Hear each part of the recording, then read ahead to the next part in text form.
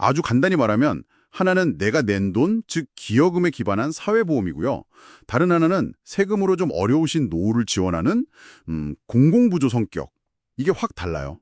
안녕하세요. 오늘 딥다이브에서는요.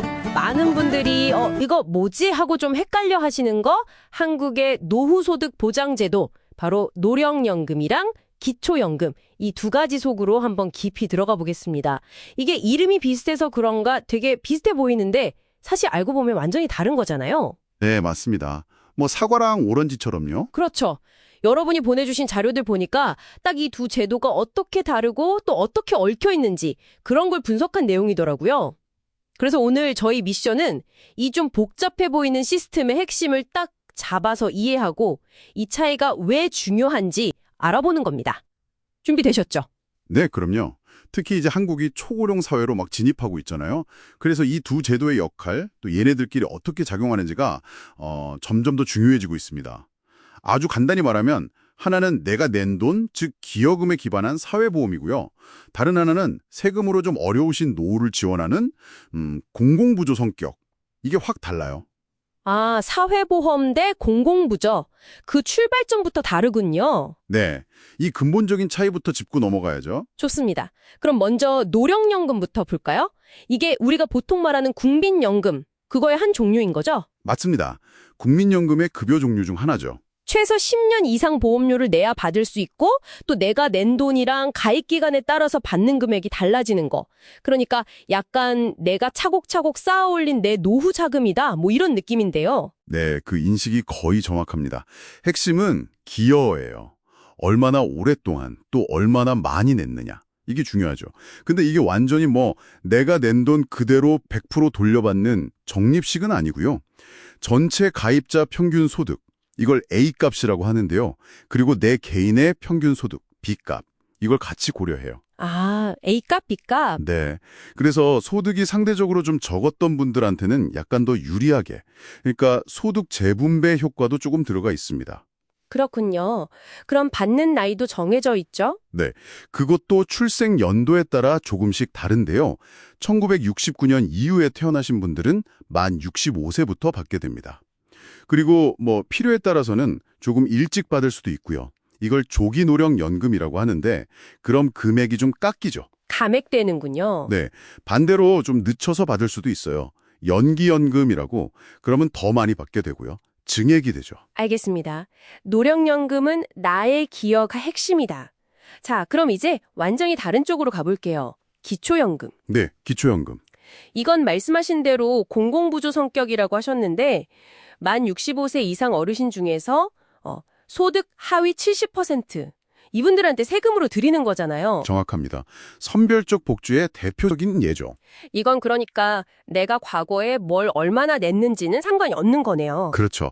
과거 기여가 아니라 현재의 소득과 재산 상태가 중요합니다. 그냥 월급만 보는 건 아니고요. 소득이랑 또 가지고 계신 재산을 월소득으로 이렇게 환산한 금액, 이걸 소득 인정액이라고 하는데요. 소득 인정액이요? 네, 이 소득 인정액이 정부가 정한 기준선보다 낮아야 받을 수 있습니다. 그 기준선이 대략 어느 정도인가요? 이게 매년 바뀌긴 하는데 2025년 기준으로 보면요. 혼자 사시는 단독 가구는 월 228만 원 정도, 부부가 함께 사시면 월 364만 8천 원, 이 정도가 기준이에요. 아하, 그 기준보다 소득 인정액이 낮아야 한다. 네. 그리고 또 하나 중요한 게 공무원 연금이나 사학연금 같은 다른 직영연금을 받고 계신 분들은 기본적으로 대상에서 제외됩니다. 그렇군요. 그럼 최대 얼마까지 받을 수 있는 건가요? 최대 지급액도 매년 물가상승률 반영해서 조금씩 오르는데요. 2025년 기준으로는 한 달에 34만 2,510원. 이게 단독 가구 기준 최대 금액입니다. 네. 자, 노령연금과 기초연금 각각의 특징을 살펴봤는데요. 여기서부터가 진짜 흥미로운 지점인 것 같아요. 자료들을 보니까 이런 얘기가 있더라고요. 내가 젊을 때 열심히 국민연금, 그러니까 노령연금을 부었어요. 그래서 나중에 많이 받게 됐는데 네. 근데 그 노령연금 받는 금액이 기초연금 계산할 때 소득으로 잡힌다는 거죠. 공적 이전 소득이라고 하던데. 맞습니다. 바로 그 부분이에요. 그래서 결국엔 내가 노령연금을 많이 받으면 기초연금을 아예 못 받거나 아니면 깎여서 받게 되는 경우가 생긴다. 이것 좀 이상한데요? 네, 바로 그게 국민연금 연계 감액 문제라고 불리는 어떻게 보면 가장 논란이 많은 지점 중 하나입니다. 아니 성실하게 내 노후 준비하려고 국민연금 꼬박꼬박 냈는데 나중에 그것 때문에 기초연금이 깎인다. 이러면 좀 뭐랄까 허탈하죠. 내가 왜 냈지? 이런 생각이 들 수도 있고요. 그렇죠. 아니 서로 도와라고 만든 제도일 텐데 이게 특정 지점에서는 오히려 부딪히는 거네요. 딜레마인데요. 네, 분명히 보완적인 역할을 하도록 설계됐는데도 이런 충돌 지점이 발생하는 겁니다. 그리고 논란이 이게 다가 아니더라고요. 또 다른 것도 있죠. 네, 몇 가지 더 있습니다. 부부가 둘 다 기초연금을 받게 되면 각각 20%씩 깎는다면서요. 부부 감액이라고 하던데 이것도 말이 좀 있는 것 같고 네, 그것도 형평성 논란이 좀 있죠. 또 연금을 받으면서 일을 계속해서 소득이 일정 수준 이상이면 또 연금이 깎이는 재직자 감액제도 이것도 불만이 꽤 크다는 내용이 보이네요. 맞아요. 그 재직자 감액 대상자가 최근 5년 사이에 52%나 늘었다는 자료도 있더라고요. 일하는 노인이 늘어나면서 더 부각되는 문제죠. 52%나요? 와. 네. 그래서 이 재직자 감액 같은 경우는 일하는 노인을 좀 차별하는 거 아니냐 이런 비판이 계속 있었거든요. 그래서 2025년부터는 일부 좀 완화될 예정입니다. 기준을 좀 높이는 식으로요. 아, 좀 바뀌는군요. 다행이네요. 그럼 부부 감액은요?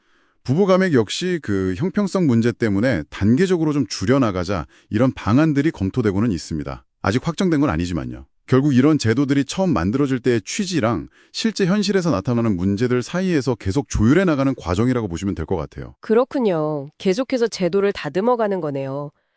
자, 오늘 이야기 쭉 나눠봤는데 정리를 좀 해보면요. 노령연금은 결국 내가 과거에 얼마나 기여했는가에 따른 결과물, 뭐랄까 내가 쌓아 올린 탑 같은 느낌이고요. 그렇죠. 반면에 기초연금은 현재 나의 상황이 어떠한가에 따라서 국가가 지원해주는 일종의 사회적 안전망, 바닥을 받쳐주는 느낌이네요. 네, 딱 맞는 비유 같습니다. 매끄럽지 않은 부분들도 분명히 존재하고요. 맞습니다. 그래서 이 두 제도의 관계를 이해하는 게 단순히 뭐 나중에 연금 얼마 받지? 이 계산 문제를 넘어서는 것 같아요.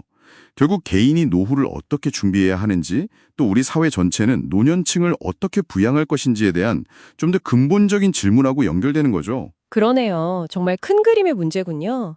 오늘 저희 딥다이브가 여러분 각자의 노후 계획을 세우시는데 조금이나마 아주 작은 실마리라도 되었으면 하는 바람입니다. 자, 이제 마무리할 시간인데요. 마지막으로 이런 질문을 한번 던져보고 싶습니다. 다가올 미래의 노후 보장. 과연 개인의 책임에 더 무게를 두어야 할까요? 아니면 사회적인 연대, 이쪽에 더 무게중심을 옮겨야 할까요? 아마 정답은 없겠죠. 각자의 상황이나 가치관에 따라 답은 다를 테지만 그래도 우리 모두가 한 번쯤 깊이 고민해 볼 만한 질문인 것 같습니다. 다음에 더 흥미로운 자료들과 함께 돌아오겠습니다.